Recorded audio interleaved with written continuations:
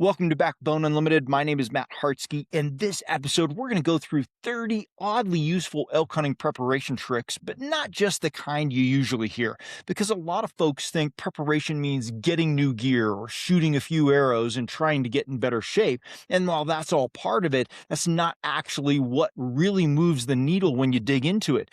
The truth is, the biggest differences in elk hunting show up before the season ever starts in how you train, how you shoot, how you scout, and how you think about how you're going to think under pressure.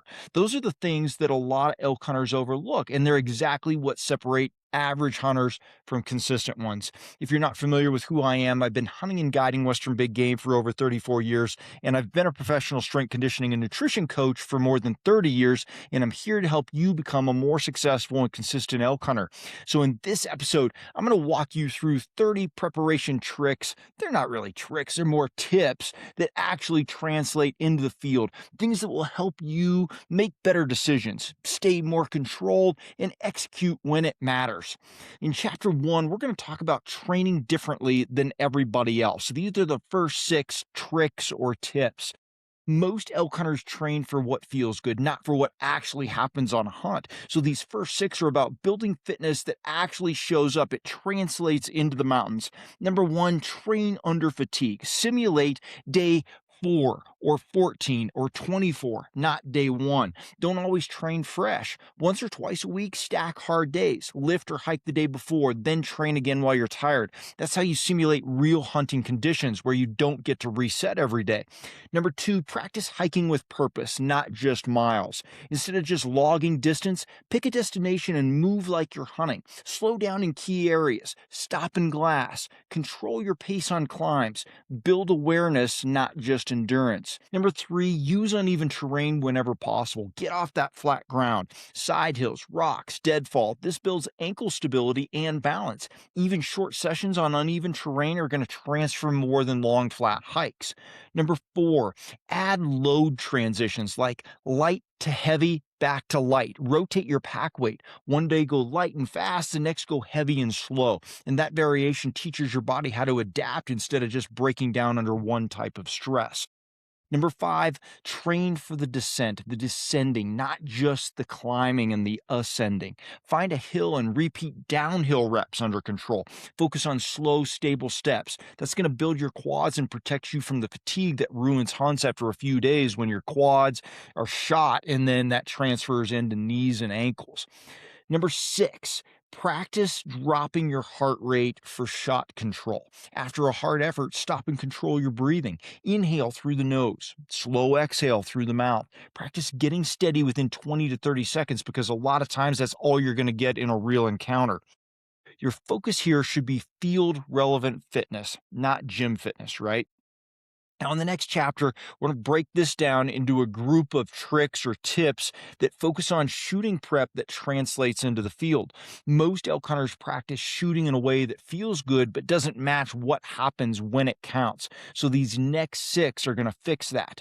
Tip number 7, shoot after exertion, right? The elevated heart rate reps. Before you shoot, do something physical, short uphill sprint or step ups, pack carries, or even push ups. Then immediately step up and shoot. And this forces you to control breathing and execute under stress, not comfort.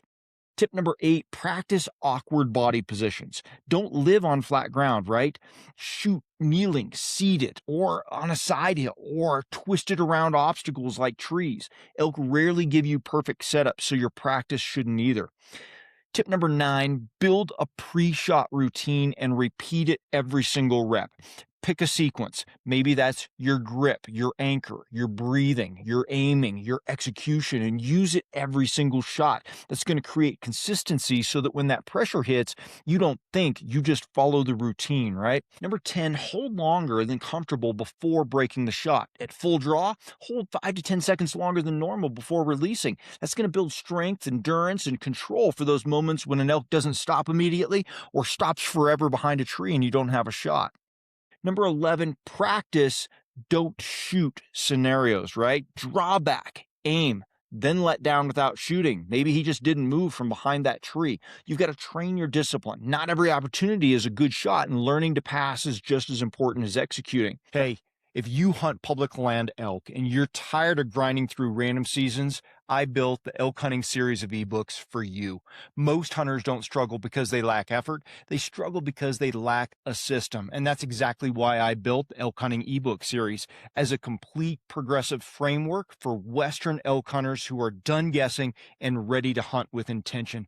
Volume 1 is going to be Foundations and Reality. I reset your mindset and expose the assumptions that quietly wreck seasons. In Volume 2, Finding Elk and Understanding Pressure, you'll learn how elk actually move under pressure so you can anticipate instead of react. In Volume 3, Terrain, Wind, and Position, I break down how to use landscape and thermals to consistently create opportunities. In Volume 4, Calling, Silence, and Pressure, sound becomes a decision tool, not an impulse. In Volume 5, Bow Hunting Execution, we're talking about close range strategy so you can finish your encounters. And in Volume 6, Late Season and Post Rut, we're talking about how elk shift after the rut and how to adapt when others quit. This is a system built for consistency. This isn't theory, it's a structured system to help you find elk, read country, and make confident decisions every season. Buy each volume individually or bundle them all to save 50% off at backboneunlimited.com. Number 12, simulate one-shot pressure. No rapid follow-ups. Treat every arrow like it's the only one you get. Step up, execute one perfect shot, then step away. That's going to help build focus, and it's going to remove the safety net of quick corrections. Focus here on execution under stress, right? Not just range comfort. In the next chapter, we're going to focus on e-scouting with purpose. So this is our next 6 tricks or tips. Most hunters e-scout to find elk. That's the wrong focus. You should be scouting to make faster, better decisions once the season starts. Tip number 13. Pre-identify 2 to 3 huntable zones, not just 10 maybes. Don't scatter your attention. Try to pick a few areas you actually understand.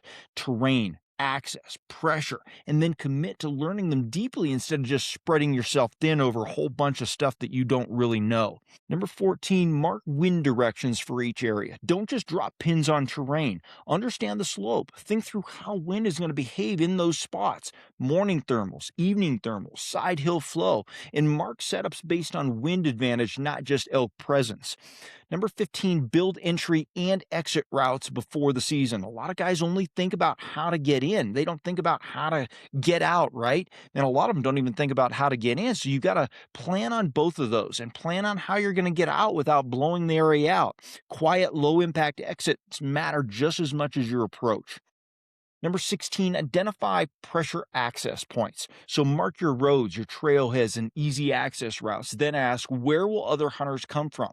That's going to tell you where elk are likely to move from and where they're likely to move to once that pressure hits. Number 17, mark backup locations before you need them. Have secondary and tertiary, right? 2, 3, 4 spots ready. When plan A fails, and it will, you shouldn't be starting from scratch. You've got a couple of backups that you understand and know well. Number 18, study why elk would leave, not just where they are. Pressure, wind, water, security. Understand those. Understand what pushes elk out. That's how you stay ahead instead of just reacting to elk late. The focus here should be on decision speed in season. In the next chapter, we want to break the next 6 down into building real elk knowledge. Most elk hunters chase tactics. The better move is understanding elk behavior, because behavior is what makes elk predictable. So tip number 19, learn daily movement patterns. Feed to bed, security, right? Start thinking in cycles, not locations. Elk move from feed to bedding to security every day. When you understand that flow, you're going to stop guessing and start anticipating movement. Number 20, study thermals the way they actually work. Don't rely on textbook up in the morning, down in the evening. Get out and watch it. Understand that the temperature is going to control that, not just some random name like morning or evening. It's not always going to be the same time on every slope. It's all temperature related. So get out there, feel it, notice how terrain, shade, and wind shifts all affect it. Thermals are rarely clean, and that's where a lot of mistakes happen.